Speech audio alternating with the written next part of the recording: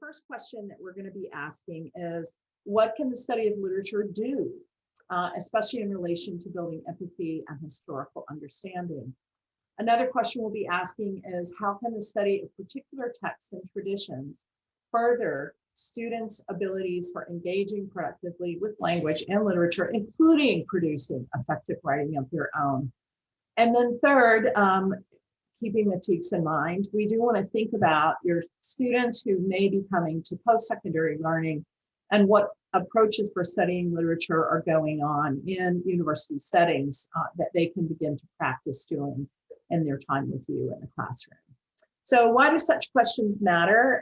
Well, this is a humanities institute. So I just want to remind all of us how important the humanities are overall, including, of course, English language arts, and how these disciplines are disciplines of memory and imagination, telling us where we've been and where we're going. And while in the US today, we need to be doing both those things. We need to be learning from history, and we need to be working together to build a better future. So you will hear all three of the focus areas and inquiry questions nodded to, and maybe more than nodded to, in tonight's presentation on graphic narratives. So first, cultivating empathy. I'm going to be sharing with you some approaches that I use to encourage students to respond to text through an affective path. In other words, how they feel about the text and welcoming that into the classroom. And then we're also going to be thinking about what we gain by situating individual texts, whether it's a graphic narrative or a poem or a novel, in historical context, and how rhetorical context works in tandem with historical context. And so we'll be using that as a way to kind of analyze and evaluate our text. In other words, how to do a historically informed post-reading. And then along the way, I'll be sharing some of the skills-based application for studying literature that I use in my own classroom these days, so that you can confidently tell your students that they're practicing things they'll be doing when they go off to university, and also your principals in department chairs. I do want to tout the upcoming sessions, and you'll get the slide later so you can examine it closely. And of course, it's also on the website. But we have some wonderful folks coming up in the coming weeks, including next week's session on Native American literature with Renee Gopi, who's an enrolled member of a tribal community and works at the National Museum of the American Indian in Washington, D.C. And my colleague Brandon Manning on February 16th, who'll be giving us a kind of overview of what's going on in Black literary studies today, and so on. So take a look at those, and I hope you'll join us. I did want to mention the way that I interact with curricular standards. As Elizabeth mentioned, I had a pretty long career myself in K-12 education, and worked in different state standards because I taught in Georgia and North Carolina and also in Michigan. And so we had the equivalent of the TEKS, and then of course the Common Core also. And I typically begin by building the content, as I did this evening, based on my content knowledge of what I'm asking my students to study, in this case, graphic narratives, and drawing on trends in the field. And then I go and look at the curricular guidelines, in this case, the TEKS, to see which ones I've addressed, and to see if there's some that I wanted to address that I haven't worked into the plan, and then I can tweak the TEK in that way. So that's been my approach for tonight. And one of the things that we're going to hopefully accomplish tonight is to give a sense of the genre of graphic narrative as serious literature, as high art literature that deserves to be taken seriously. And in doing that, I'm going to take you through a chronology of 4 path-breaking graphic narratives, starting with Art Spiegelman's Mouse and closing with Alison Bechdel's Fun Home. And in between, talking a bit about Persepolis and American-born Chinese. I have taught all of these graphic narratives in university settings. I've also taught a number of them in secondary settings. Mouse, for instance, was one of the things that I regularly taught in Georgia and in working with high school teachers. And it was actually on the state curricular recommended list where we had Holocaust studies as one of our mandated topics that we were supposed to cover in both history and in literature, language arts. So I'll be sharing particular strategies that I've used that I think will be adaptable to your classrooms as well.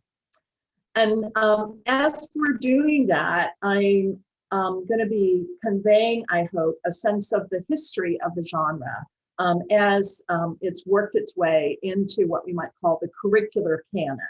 In other words, how the genre overall became canonical and how each of these four texts became welcomed into many syllabi at university.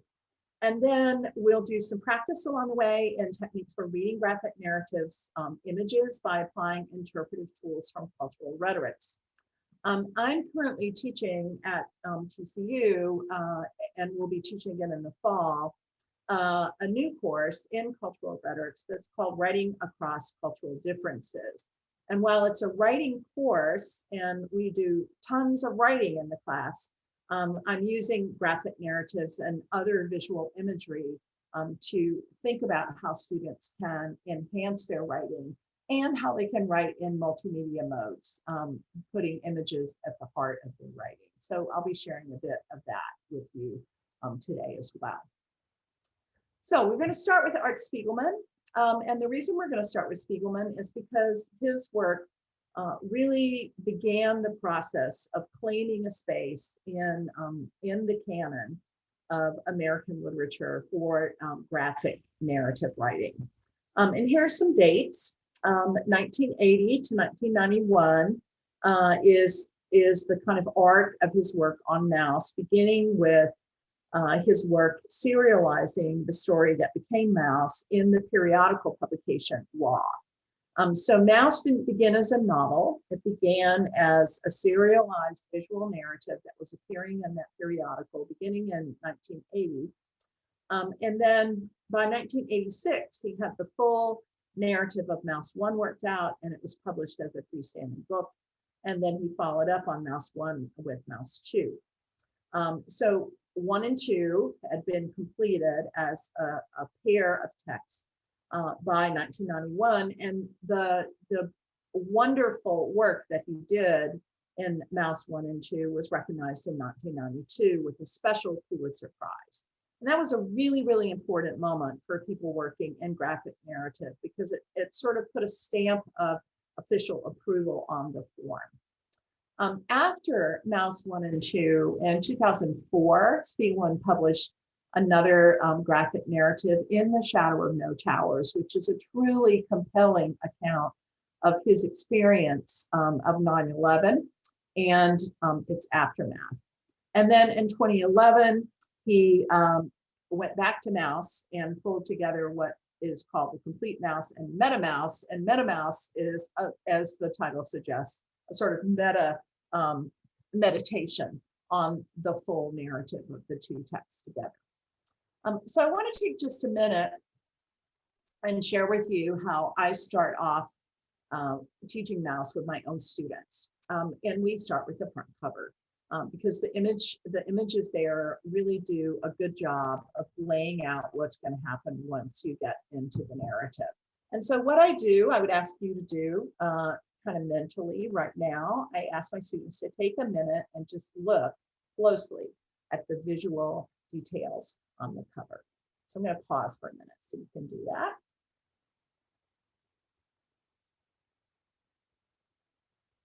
And then if we were in the classroom, we would brainstorm together. And I'd have a whiteboard or a screen where I'd write down some of the things that students noticed. And then we talk about what those details might mean in terms of forecasting what the novel's going to be about. So students are pretty quick to notice, for instance, the interplay between this cat figure here and the mice. And we talk about the connotations of mouse versus cat. And somebody usually very quickly points out the way that the cat is drawn to approximate the look of Adolf Hitler. And they also, of course, notice the swastika behind the cat figure. And so they realize that this is very likely to take a look going to be inviting them to take a backward look at the Holocaust. Then we look even more closely at very specific visual details, such as the relationship between these two figures, the larger, slightly larger mouse and the smaller one, and the way that one is, sort of putting an arm around the other supportively. We talk about the way that they're being apparently hit with this bright light. And usually somebody in the class will suggest that this white, bright light sort of calls to mind the kind of scenes that they've seen in prison stories or concentration camp stories where the good guys are trying to escape and the searchlight is making a pass over the landscape and making it hard for them to get away. We'll also talk about the detail of the way that the novel's title is presented and the way that it's got this very striking use of red color and then the kind of bleeding look. And then somebody will typically notice the connection between the subtitle, My Father Bleeds History, and the way that this is designed here. And then we'll also talk about what it means to say that this is a survivor's tale. We then turn to the back cover. And looking at the cover, we do a similar kind of thing. I give them a few minutes just to write down details that they think might be significant. And then we take a little time talking about what they wrote down, what they noticed, why they think it's important. And in this case, we want to spend some time looking at the layering of the visual design. So we might start with the kind of what I'd call the deep layer, which would be the map of Poland, and then move outward to these two overlays of Regio Park, New York, and the two figures here. So when I ask them what they see in the map of Europe, or the partial map of Europe, typically somebody will notice these markings that look like, crossbone sites, and someone will suggest that they're, probably concentration camps, and in fact, they are, and we'll talk about what that means to highlight that on the cover.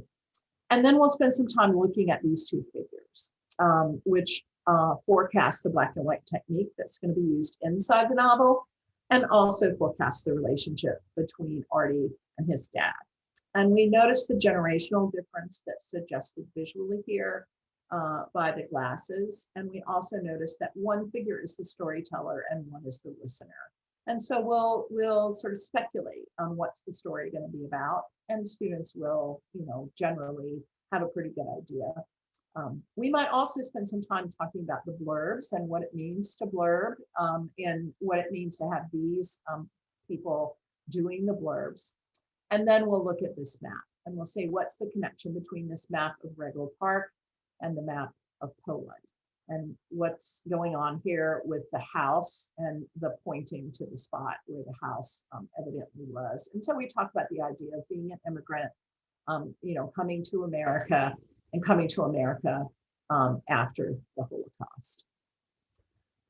Before I have students read on their own, especially when I know that I have students in my class who haven't studied graphic narrative, even if they've read a lot of comics.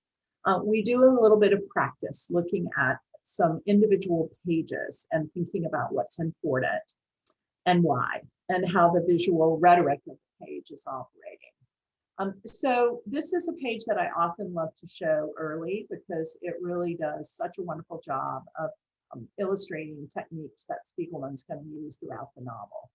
And so I say, what stands out to you? And typically they'll want to focus on this huge image, and we'll say, why is Spiegelman making this one bigger than the other two? And then we'll talk about the sequence of the images. And we'll talk about how here, what we're seeing is them looking, and we don't know, even though we actually know, but in terms of sequence, we don't know what they're seeing. We just know that they're frightened by what they see. And we talk about how we can tell that by the way that they suddenly wake up and are alert, and the symbolism of that sort of waking up to a scary thing that's coming. And then we ask why Spiegelman might shift, and speaking of empathy, why Spiegelman might have chosen to shift from having us look at the mice to being in the train car with them, to becoming a part of this cluster of people looking and seeing the Nazi flag that's suddenly been posted here in a place where they're not used to seeing it. We'll also look at things in the visual illustrations, like the use of shadow, the use of fine lines, and the interplay between words and image.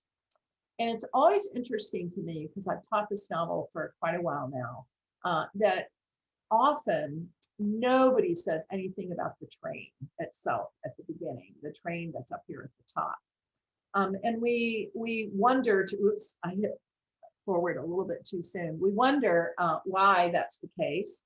And we also wonder why Spiegelman bothers to include it. And I asked them how historically we might associate trains with activities in the Holocaust. And then somebody will usually remember those images that they've seen in films before of Jews and gypsies and communists who were put in concentration camps being carried by train to those locations, and how the train itself is going to change from what it is for these characters initially, which is a way to get somewhere fun, a way to have leisure together, to a passport to horror. Once we've done this kind of close reading, students are ready to continue their own work through the text. And I'll use a range of strategies for having them prepare and present to the class, so that it's not me talking, but instead is students sharing some of their takeaways. Now we want to move on to Satrapi now.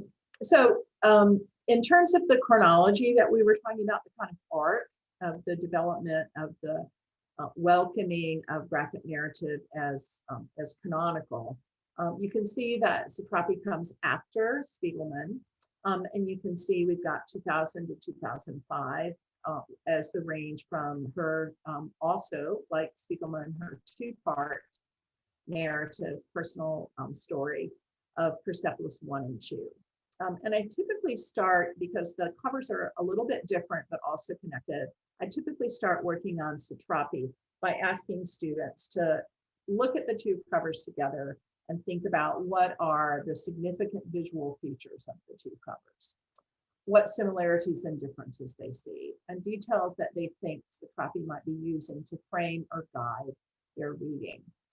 So one of the things they'll notice, and that we'll talk about, is the progression from a youthful female figure here to someone who's older here. We'll talk about how the veil appears here and it's gone in this one, but we'll talk about how there's an echo in the design of the framing and why that might be the case, and the other visual cues that link the two pieces together, so that we know that these narratives are in fact linked together. And similar to what we do with Mouse, we want to go ahead and make sure students know that this work of Satrapi has continued, and that she ended up, in fact, with the complete Persepolis, bringing together her two narratives in one book.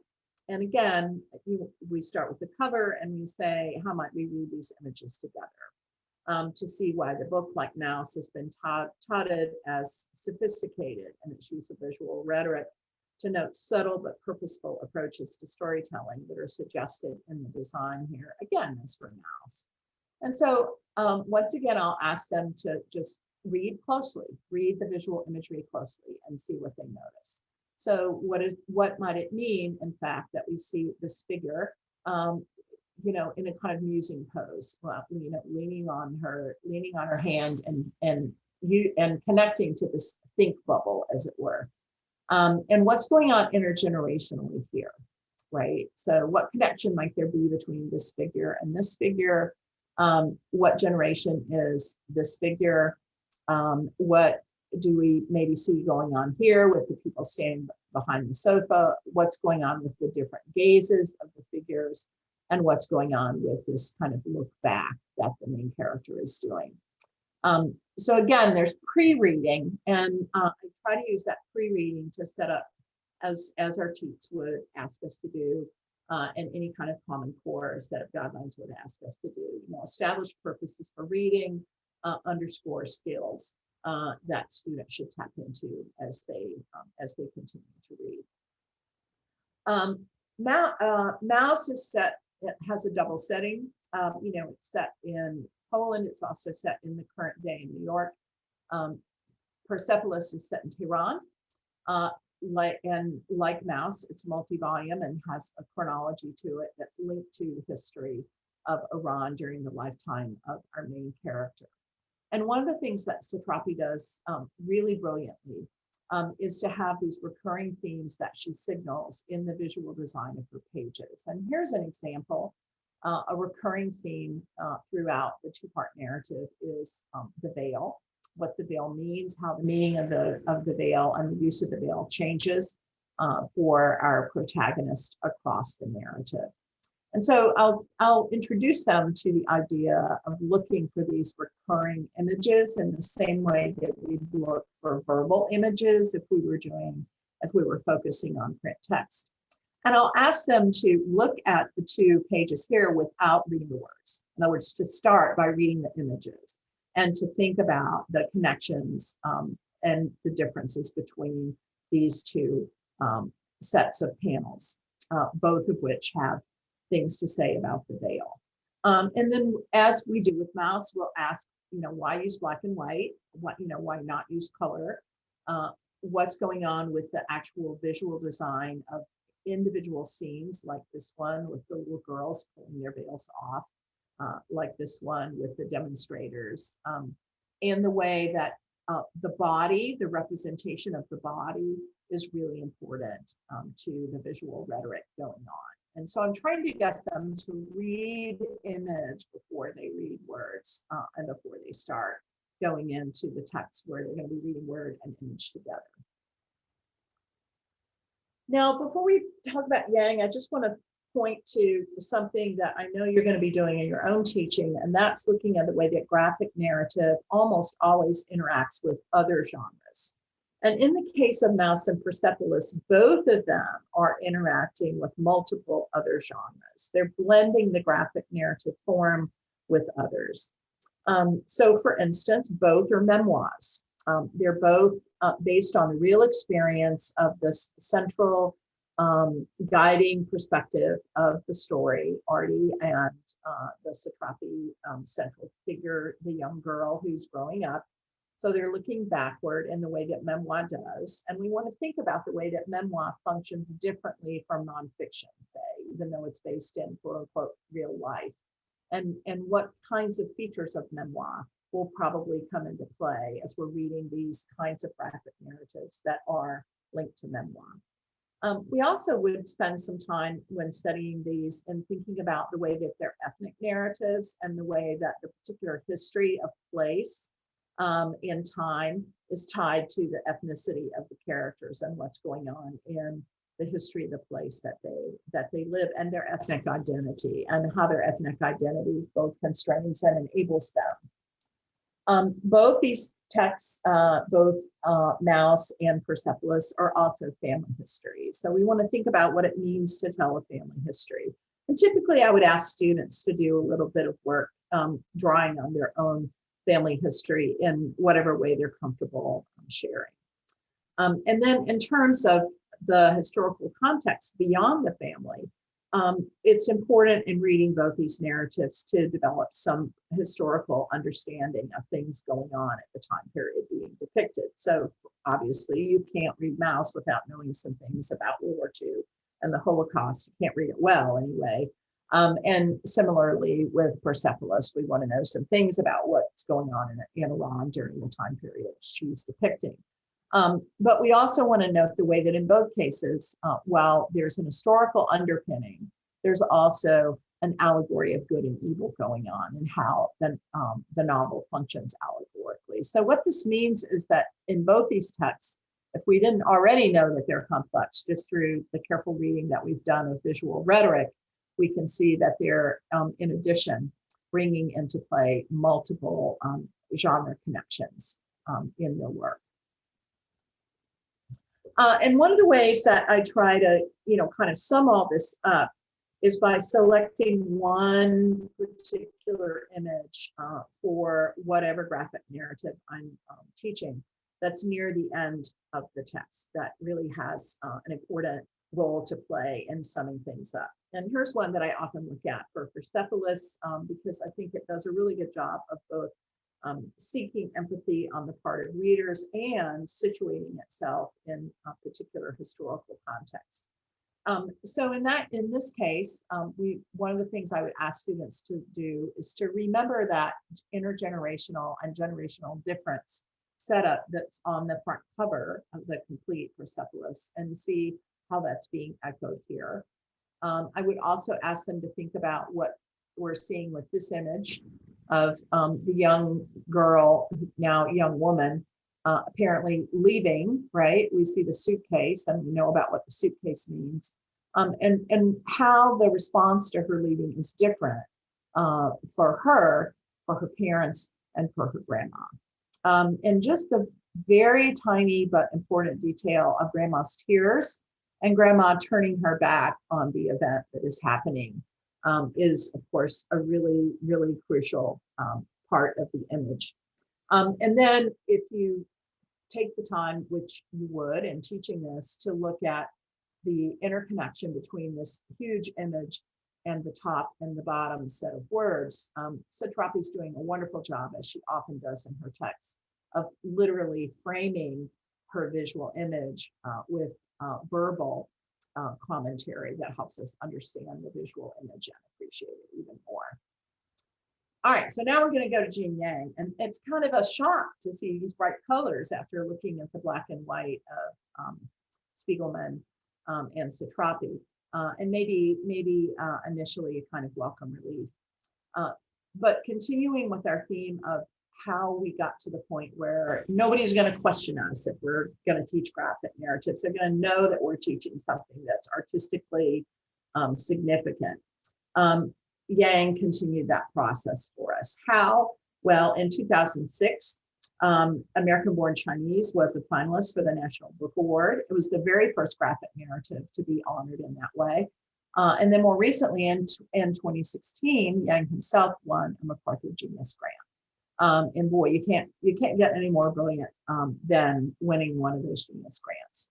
So he's continued this tradition of beefing up, as it were, the place of the genre. American-Born Chinese, like the other texts, it has a very strategically designed cover. And again, we would spend some time thinking about that. And in this case, of course, we would think about what does it mean to have this young figure here holding the transformer? What role might the transformer play in the text in the foreground? And then we might also think about what the yellow mountain in the background means. And then I'll spend some time with my students looking at the three strands in American-Born Chinese, because it does have three interwoven narratives. And sometimes I'll divide the class up and have three groups reading, each group reading a different narrative. One is The Legend of the Monkey King. One is a takeoff on an American sitcom. It's a satire of Chen Qi, and you can see the stereotypical imagery there. And one is a more traditional story of Jen Wang growing up. And then Yang brings them all together brilliantly at the end. So one of the ways that I would start with this text would probably be, especially if I'm using with younger students like middle school, is to start with the story of Jen Wang and think about the ways that there's critique of the response to somebody who's American-born Chinese in this exchange, where the teacher assumes he must be from China, when in fact he's from San Francisco, right? He is American. And our last text is for this part of our program tonight is Alison Bechdel's Fun Home. And here we go again, 2007, so it's a little bit later than Yang, but again, award-winning. It became a Tony-winning musical play in 2013. And as you can see from the text here, we're back to black and white again. We're back to very fine line drawing. And in the case of Bechdel, we have more commitment to the words. Fun Home is not a text I would teach to young high school students. I might teach it in a 12th grade AP class, or I might have it as a choice text because it's very explicit and direct in dealing with questions of sexual identity, in particular, the veiled identity of the dad, which becomes clearer as the novel progresses. I've also been teaching Alison Bechdel's Are You My Mother, which is in some ways a companion piece to her first novel. It is about, as the title suggests, her mom. And as you might have guessed, it's picking up on Are You My Mother by P.D. Eastman as a kind of point of reference, and the sort of looking for mom and not being able to find her. Even more than Fun Home, it's very heavily theorized. And boy, you can kind of see that on the page here. This book is full of European critical theory. It's also got a lot of Freudian and Lacanian theory explicitly included in the text. And so the way that Bechdel's using that heavily theorized words in connection with her images sometimes makes the text a bit more difficult to work through, but it's certainly rewarding in the end. And then one of the things I wanted to mention about Bechdel is that she's probably getting the most right now of our four texts that we looked at tonight. She's probably hitting the most different bases in terms of academic subfields, paying attention to her work. So we get everything from disability studies in this one piece, Alison Bechdel and Feminist Autobiography, to psychoanalysis in Tammy Krull's piece, to thinking about cognitive analyses of literature and Giamo's, to multimodal literacies as a kind of approach for composing in that last one. So I just want to leave the lecture moment here by pointing to how sometimes a good strategy is to have the class divided up to read different narratives. In my class on diaspora, for instance, I've had one group reading March by John Lewis, one reading They Called Us Enemy, one reading Illegal, instead of everybody reading the same thing, because it gives us more coverage and also allows for student choice, and sometimes is a good thing to do if you've got some text you're not so sure about. And then we're going to be talking as we go into the breakout about moving from reading to writing and some of the ways that we do that. And I invite you to come back and look at this slide in more detail later. But I'm going to be showing you now through the breakout process some activities that I use. And here's a couple of recommended readings for you to use with your students to help them notice the way that many journalistic story writing now is very heavily dependent on visual imagery to make its point. And then the assignment that I've provided for you in the pre-reading for today, and that I'll be saying some more about in the blog after tonight, is asking students to compose a narrative themselves using visual images instead of words. And the goal is to come up with 5 images that they can sequence in a meaningful way to tell a story. So I try to get them ready for that by sharing some different examples of how they might approach the assignment. So here, for instance, thinking about questions about memorializing, if we sequence these different images in different ways, we may be making a different kind of visual argument. And we try different ways and talk about different ways for sequencing and talk about different arguments and themes that might be conveyed by putting them together differently. So you'll see when we go into the breakout groups after the Q&A that I like to get students ready to do their own graphic narrative writing by collecting and presenting images, because not everybody's comfortable drawing, right? With some activities where they read like a writer, where they look at images and think about what it tells them about their writing. So when we do breakout groups in just a little bit, that's what I'll be asking you to do.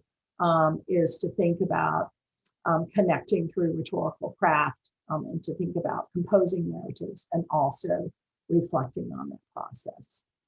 So let me pause, and I'm looking forward to hearing from Elizabeth some questions.